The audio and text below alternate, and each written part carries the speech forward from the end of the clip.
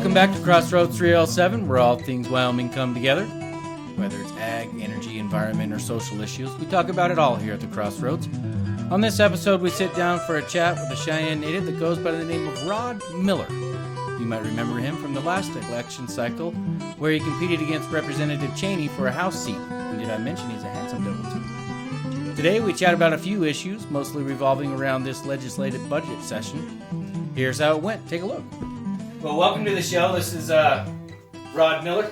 Rod, thanks for joining us on Crossroads 307. Seth, happy to be here. Yeah, Thanks, we've had several conversations before, and just recently every time we get together it's Chatty Cathy, so this will be interesting. So I always have a good time. There should be no dead air. We hope not. Yeah, we'll see.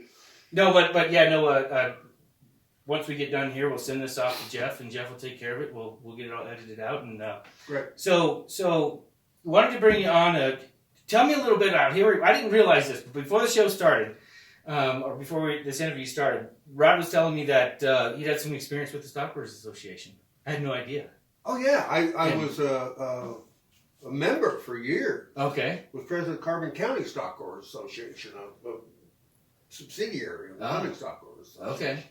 And back in the day when Dean Prosser was just going off as executive director, Bob Budd, fresh out of college, came in to be the new executive director, and I met Bob, and over the course of the next, 10 or 15 years, we stole horses in every county in Wyoming. That's funny.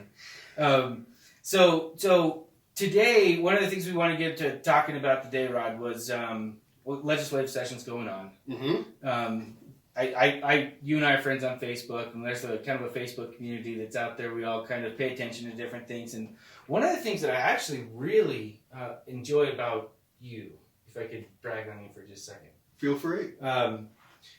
Crossroads 307 is all about bringing all the different perspectives and views together. And sometimes we agree, sometimes we don't. I don't know if you'd say that. I think we're probably both a little bit more libertarian type view in our political leanings, but that's fair. But I would say that there's equally as times that you could probably lean a little bit left, and there equally times you could lean a little bit right, and so you seem to be pretty balanced that way, and that's why it always seems to be good to have a good discussion with you. Well, thanks. And so, from keeping that in mind, and everybody out there keeping that in mind. Tell me a little bit about some of the concerns you've had with the bills. What have you seen going on with the legislative session this year? It's a budget session. What is it that kind of caught your eye? There was two specific bills. We were talking about the crossover bill and then also this large land purchase bill. So correct. Whichever one you want to start on, tell me what your thoughts on those. Well, let's start out about talking about the session in general. Okay. The budget session. Sure, yeah. The legislature has 20 days to do the budget for the state of Wyoming, a biennial budget. Uh-huh. And a non-budget bill needs 2/3 majority in the House of Introduction to make it to the floor. Okay. And back when I was in the governor's office, there were 20 or 30 bills that met that threshold. Mm-hmm. Non-budget bills debated during the budget session. It was kind of a shock to everybody. Yeah. There are 400 this year that made. Now there was like a piece of legislation or something that happened in not the too distant past that allowed that to happen. Is that right? Because I think it was against the rules in the times past to bring that only under special circumstances. A non-budget bill still needs 2/3 vote in the House of Introduction, but 400 have met that threshold this year. Okay. So I don't know. That's a big chunk for the legislature to do in a 20-day session. Mm-hmm. I think it probably diminishes the attention that they can pay to the budget itself, which is their main reason to be here. Mm-hmm. So I don't know what the answer is. The management council is going to have to look at that after this session's over. Yeah. But that was just kind of an interesting thing to me. That there's so many non-budget bills being debated. And among them, of course, is the proposed purchase of the Occidental Petroleum property. And for your listeners, it is the checkerboard area along southern Wyoming. 20 miles each side of the mainline UP Railroad. It was land that was given to the UP originally back in the 1860s as an incentive to build the railroad.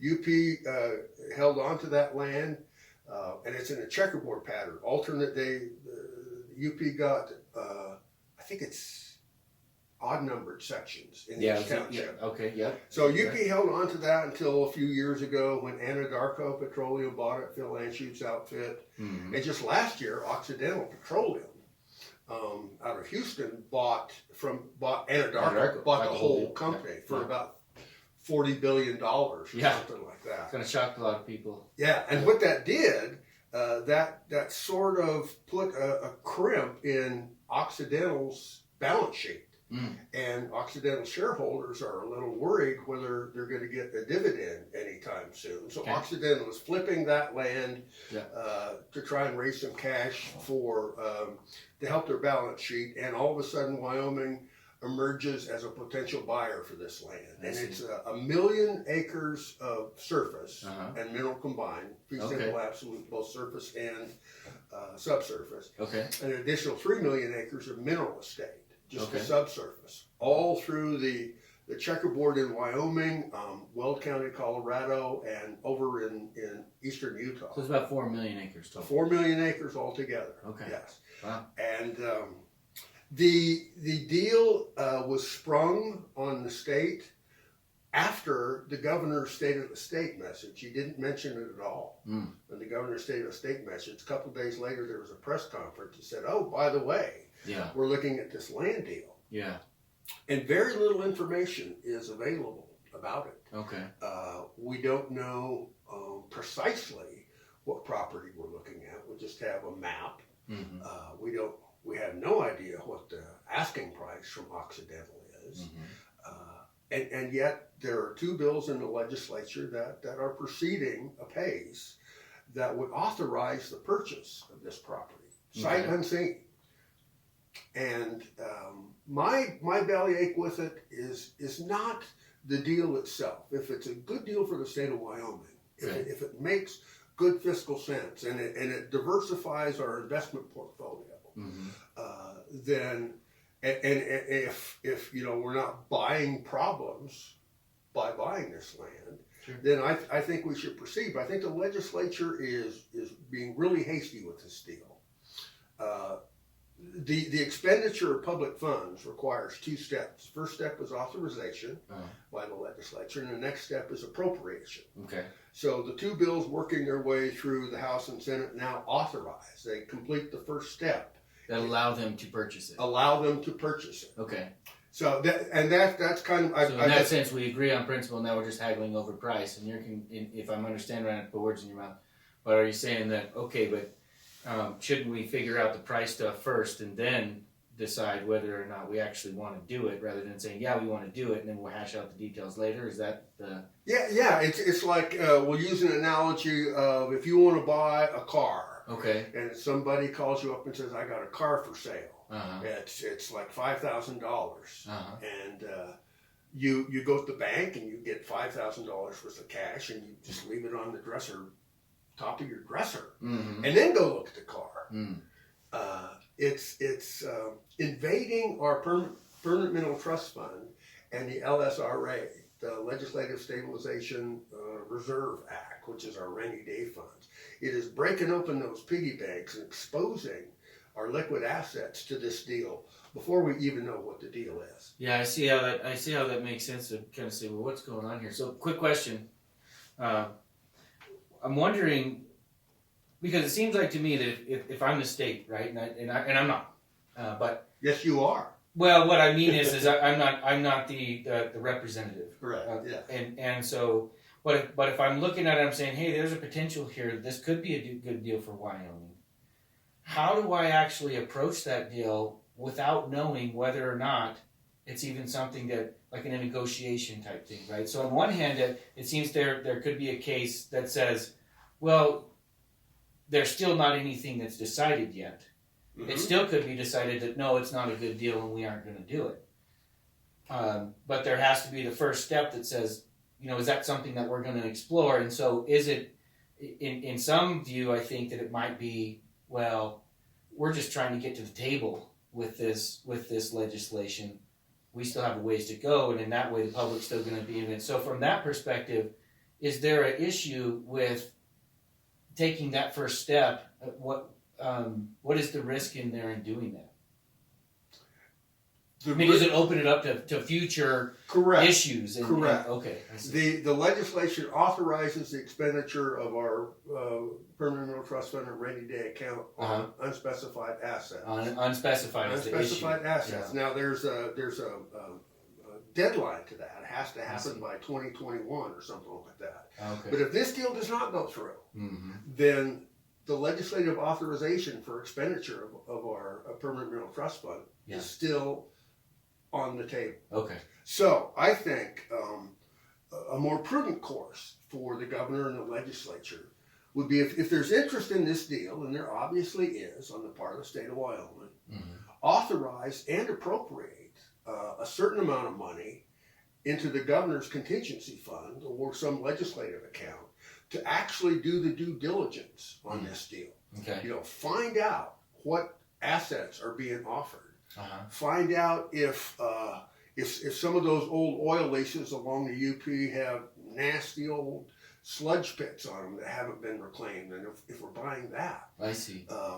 Answer a lot of these burning questions that have come up without raiding the account. Appropriate money to do the study.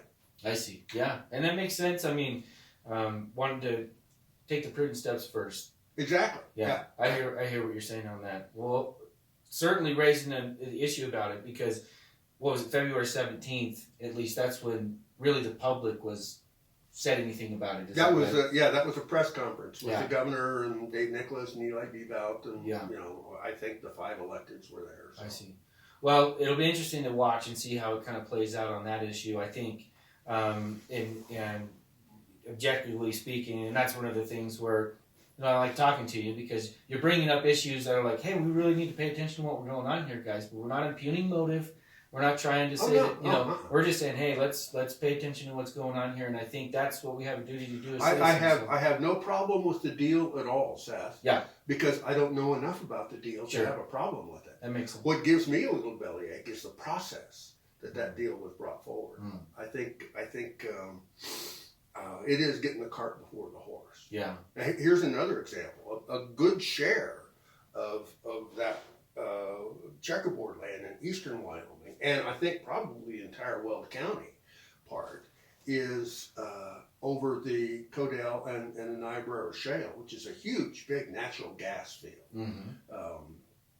And if the state all of a sudden ends up with that asset, X number of thousand acres of Niobrara Shale minerals, what do we do with it? It seems to me we've got two choices. We can go in there and develop the hell out of it, drill it and produce it just like all the other producers are doing in the Niobrara, and sell that gas on the market at less than $2 an MCF. And by so doing, put additional pressure on the Powder River Basin coal patch, which is in direct competition with natural gas for the thermal market. And if we do that, we're sort of negating the steps we're taking to help the coal patch in the Powder River. So if we don't do that... We're trying to add competition, you mean? Yeah, absolutely. Yeah, and the competition with the Powder River coal patch is going to be in the state of Wyoming. Yeah. That would be an interesting hurdle to try to try to navigate that. I guess. The other hurdle is we end up with this Niobrara Shale with all the gas reserves underneath it, and in order to prop up the Powder River Basin coal patch, we sit on that gas. We don't produce it. Yeah. And as soon as we do that, the state's going to see lawsuits based on the constitutional requirement that the state maximize profit potential from its state land. Yeah. So that discussion, I don't think is happening in the legislative committees, and it needs to. So the state lands that are producing right now, they keep all the royalties on the state lands? Well, the state lands that are producing have been leased to a private producer to actually go in there and drill, and that's probably what would happen. The state of Wyoming doesn't have a drilling company. Well, I maybe neither of us have the expertise. I don't know if I'll have to grab somebody that does. But I was always curious because one of the things that Taylor Haynes was always making the argument of is that if we were to take some of those federal lands back under state control, then that would increase the amount of royalties that the state would bring in because they were splitting the royalties with the federal side and the state. So the state splits that royalty. As I understood it, now if we ended up with state lands that were being produced on, and we had increased that, that would increase the amount of royalties that were coming in because we would be sharing that with the federal government. In the same. Yeah. Now that's my understanding of it. And on paper, that's how it would work. Okay. The Wyoming Constitution is very specific.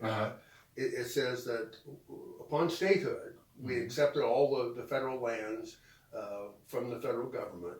Section 16 and 36 in each township as state school land. Yes, sir. There's another section in the Wyoming Constitution that says if we acquire more lands from the federal government by gift or exchange, then we sell those. We sell those lands at auction to the highest bidder.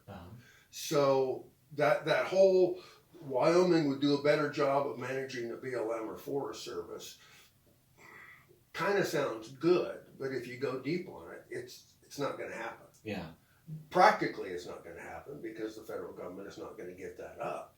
And legally, if it happens, the state is constrained to sell those. Well, the interesting thing I think about this whole Occidental deal is that we're not talking about an exchange with the federal government. It's all private. It'll be private. So this is a way that practically speaking, rather than going to the federal government and saying, "Hey, we want to get our lands back," you're actually increasing the state lands that could increase their revenue. If this deal was a good deal. If the state did buy the Occidental lands, we'd be buying private lands, and that section in the Wyoming Constitution just doesn't apply. Yeah. Well, we'll end up seeing. It'll be interesting to see how that topic ends up. So now we've kind of started some of the conversation here. We'll keep it going, and we'll get back to it. We'll maybe come back. One of the other topics we wanted to talk about was the crossover bill. This is the bill for you guys out there to remind you. It's the bill that you may have heard a lot of discussion about whether or not you can go and switch your party and vote right before an election, or particularly a primary. I think is where everybody is right. Right, because everybody can vote in the primary or in the general for whoever. Right, it's only in the primary. Yeah, to pick who your candidate. Yeah, and the genesis of the bellyache this time. I mean, this has happened before in Wyoming history. Yeah. Was the gubernatorial primary a couple of years ago. That's right. When Foster Freese and Harriet Hageman, and there were so many governor's candidates. Mark Gordon, of course, the eventual winner. Yeah. And a lot of the, when Gordon won, there was a lot of bellyache from not the entire Republican Party, but kind of the right wing of the Republican Party said, Democrats elected Gordon. Well, if you look at the numbers, no, they didn't. He won by more votes than crossed over. Sure. But it's I might have even been in that camp if I was being honest with myself, but I've grown a little bit more politically since then. So hopefully people out there, if you're on my Facebook page, but the forgive thing, me. Yeah, the thing is there has been a couple of moves in recent history to limit voting in a partisan primary. Either close the primary, say that nobody but Republicans or Democrats can vote in the partisan primaries, or like the current bill, if you're going to cross over, you can't do it less than 2 weeks before the primary. So you've got to declare and change parties at least 2 weeks before the primary, and then you can switch back and stuff like that. Okay. I have a philosophical argument with any of that. Yeah. Just based on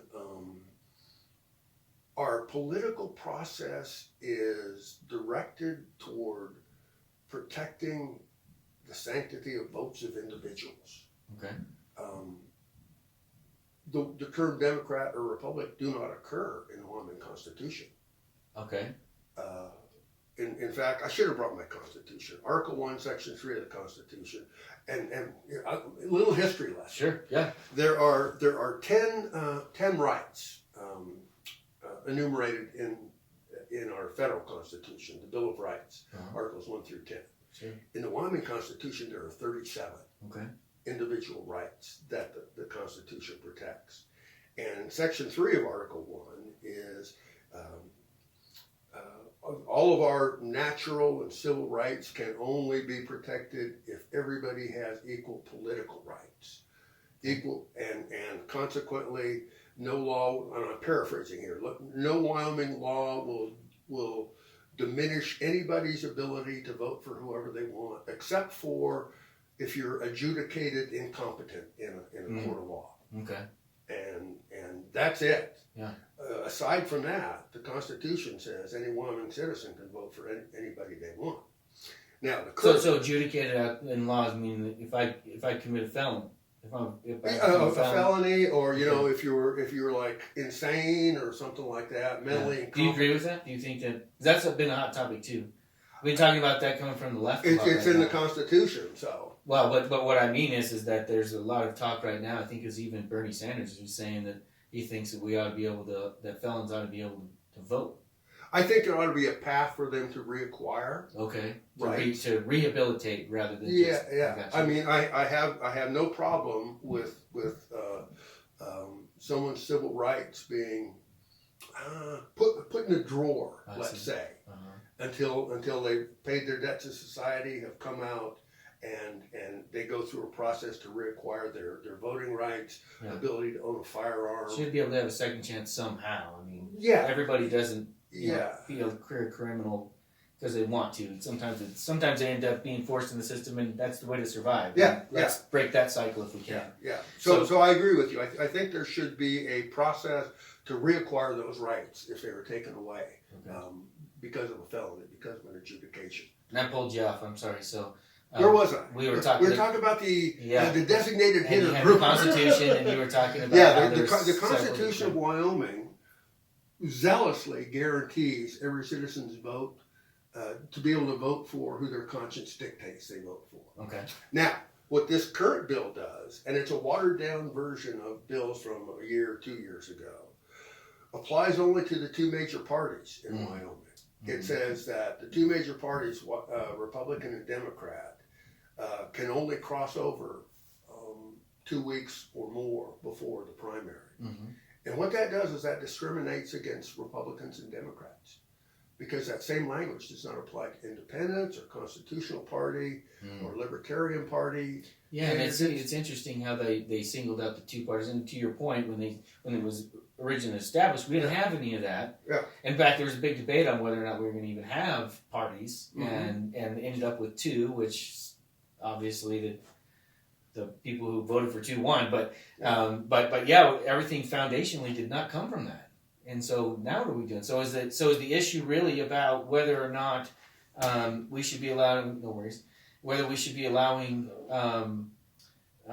other parties to vote in other parties' primaries, or is it that government shouldn't be in the middle of those primaries and those parties to begin with? There shouldn't be a... The issue with it, and I wish I knew the bill number, but the issue with this current bill working through the legislature is it is specific to Democrats and Republicans in Wyoming. So I think it's vulnerable to a constitutional challenge. I see. If in fact that bill said nobody in Wyoming can cross over 2 weeks before, I would have much less of a problem with it. I see. Do you have a problem with people crossing over in general? No. Okay. No. I think I'm a franchise voter in the United States in the state of Wyoming, and I should be able to vote for who I goddamn well please. I hear that. And if the parties don't want to honor that, they have other means available to them. They can choose their candidate in a closed caucus. Okay. Really, all the parties need to do is to bring forth a slate of candidates. Right. How they do that is, really none of the state's business. Yeah, so it's a really interesting point. Thanks for bringing my attention to it. Or open up the primaries where anybody can vote for anybody else. But when you start to split hairs and say, okay, we don't want Democrats voting for Republican primary candidates less than 2 weeks before, that's like the state trying to police a private organization. That's like saying the Elks Club. Right. Yeah. You can't. You should be in the middle of that. You should be in the middle of that. Yeah, I hear you. That is, and the parties are big guys, they're grown-ups. They should be able to take care of themselves. They shouldn't come whining to dad if someone steals their graham cracker or something like that. Yeah, no, I agree with that 100%. Let's take 2 minutes for our sponsor real quick. Absolutely.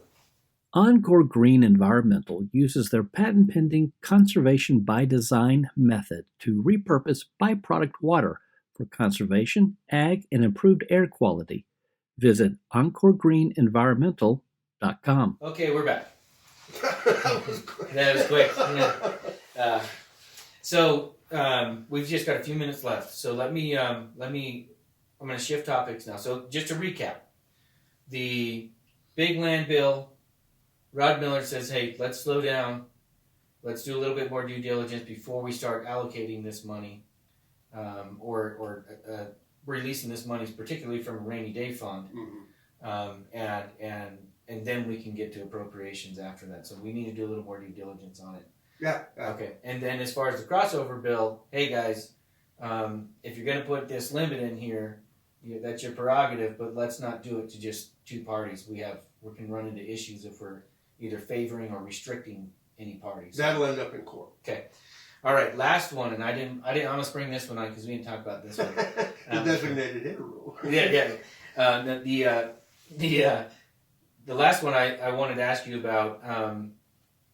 I work for a company called Encore Green Environmental, and I talked to you about it a little once we before. had a brief conversation. And I was wondering if you could tell me, and I don't remember, the conversation we had about it was a little while ago, and so I don't remember how familiar you were with it. But have you heard anything about the Manita Divide issue, where you've got the water that's up in that area? Exactly, and they're pretty familiar with it then. Yeah. Okay, good, because I just kind of wanted to hear maybe what your thoughts were on it, and maybe from your perspective where you're seeing all that kind of layout. The Manita Divide issue, and that's going to be a big oil and gas field. What was that wastewater that didn't meet DEQ standards was dumped into a tributary of the Wind River, correct? Well, actually, no, I think they met the standards. I think that there's some questions about the standards.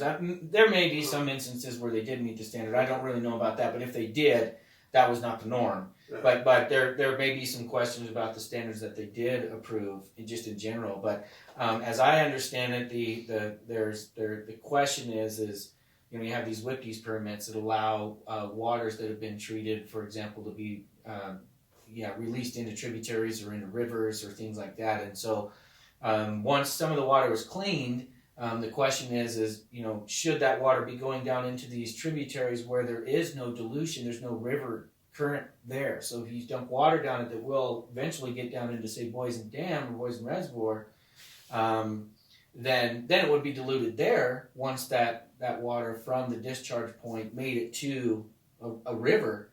But between has always been a question. I think that's one issue. And then the other issue is, and I think that's always been somewhat of a question for folks. But I think the main issue that really sparked this is that there was a request to allow an increase of effluent into Boysen.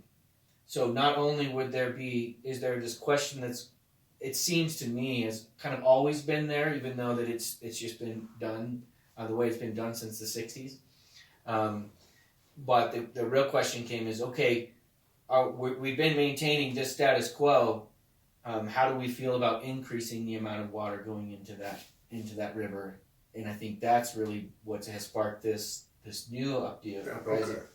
And how does that so from I know you're an environmentally conscious guy, so from all of those different perspectives, I was seeing if I could maybe draw something out of you. I will say this, that I have no problem with treated water being released into a stream in Wyoming, provided it meets all of the standards and requirements for treatment imposed by DEQ water quality. Interesting. Okay. DEQ is supposed to be looking out for water quality in the state, and I'm certainly no hydrologist or hydraulic chemist or anything like that. So I trust those guys to do the necessary scientist work to see if in fact this water can be released into Boysen or North Platte or wherever and not negatively affect the water. See, that's what's sort of refreshing about you, Rod. Is when I talk to some people, it's and I've been even guilty and probably at times of being like, oh, DEQ's just out to get everybody and stop production and all this stuff.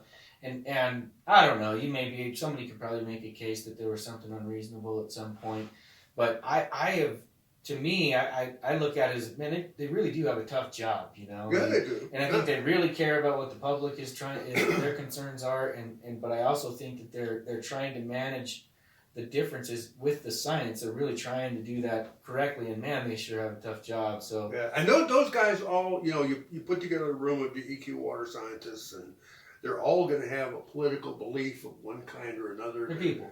Yeah, they're people. Mm-hmm. So they have to, like, put blinders on yeah. and just look at the data. Yeah. Oh yeah, the data. It's all about the data. And so one of the things I wanted to ask you about, and you don't have, if I'm putting you on the spot, it's cool. You don't have to answer directly, but so our solution, one of the solutions that we've been looking at is fundamentally the science may, like you say, that you may be able to prove the exact science of everything, what's going in and how that's diluted, and there's no problems or anything like that. Solution to pollution is dilution kind of theory. But what I noticed is that it didn't really matter when I went and sat down in the meetings in Thermopolis, Riverton. It didn't really matter the science. I mean, everybody was kind of arguing about the science of whether it was going to be safe or not. But ultimately, nobody was outright saying that we don't really care about the science. If the science, you could tell me the science is great all day long, and I still don't think I should be taking the risk downstream for you putting stuff in the river upstream. Yeah. Well, and so there's this fundamental disagreement. That's psychological. That really is just getting lost Yeah. in it's the principle of it, And so we get back to the fundamentals of what's occurring in that scenario. I think that really ends up. So what if we could come up with a solution where we didn't have that issue, where we weren't having somebody who says, you know what, I want to take this water and use it, because people could put it into that river and get it appropriated, from the SEO's office downstream somewhere and use it. Yeah. So people want to use it, but how can we do that without having to have anybody be unduly really put at risk? So what if we took that water at the wellhead or closer to the source and repurposed it there? And we could repurpose it right there on the ground. In agriculture, we wouldn't have, if you didn't want to participate, you wouldn't participate, right? Yeah, It makes sense? Yeah, it makes all kinds of sense. Yeah. You're going to want to make sure that you're not percolating down into an aquifer and stuff like that. But again, that's a science-based action. Water, Seth, is like, in Wyoming, it's like our kids. Don't know what that is. It's coronavirus. We should have brought a couple Budweisers in here, then that would have made us vaccinated from the coronavirus. It's so emotional. It's like Mark Twain or Charlie Russell said, whiskey's for drinking, water's for fighting over. Right. And you harken back to the 70s, there was a company called Energy Transportation Systems Incorporated, which had been a slurry, Powder River Basin coal, and pipe it down to, I don't know, Corpus Christi or New Orleans or somewhere. Probably Corpus Christi. In slurry form. Yeah. To ship coal. And they would mix it with water to get it down there. Wow. And people said, basically, no, don't monkey with our water. Wow. It is such a hot button issue in Wyoming. Yeah. But if you could incrementally chip away at that and come up with a good program to, I'm not going to say dispose of that water, right, but use it on the well pad or adjacent. Well, that's the thing, is that the whole word dispose, right? I'm looking at, we had like 1.8 billion barrels of water in 2018, and that's billions with a B, times that by 42, and that's what you got for the amount of gallons that we essentially just threw away. And if you took 10% of that and you said, well, we actually took that and brought it back for, reuse in development or something like that, fine, but you still had 90% of 1.8 billion barrels of water that we'll never get back. And it seems just silly that we could be doing something different. And luckily now we are, but anyways, I thought I'd just pick and that would obviate the citizens bellyache about that finding its way into like a little Paposia or the Wind River or Sure. the Lodgepole Creek, someplace that they're used to taking their kids fishing and stuff like that. Yeah. If you can take that emotion off the table, you're going to be miles ahead. Good luck. Yeah, well, we'll see Let what me happens. know how it goes. Yeah, for sure. We'll definitely have to have you back on too. So we've just got about 30 seconds or so here left. So Rod, thanks so much for coming on the show. I really appreciate it. Definitely want to have you back again. Sure, anytime. And have Budweiser next time. Yeah, definitely. So are you doing anything where people need to follow you or anything like that? We need to give you a shout No, out. I would get to some what? people didn't follow me. It makes me really nervous. yeah, I know. All right. Well, thank you so much, man. We'll see you next time. All right. Thanks, Adam. Well, that's all for this episode of Crossroads. If there's a topic you'd like us to explore or someone you'd like to hear from on the next episode of Crossroads, go ahead and ring that bell and subscribe to our channel if you're watching us on YouTube. Follow us on Facebook and Instagram, and then be sure to leave your comments in the comment section and let us know all about it. Thanks for watching us, and we'll see you next time at the Crossroads.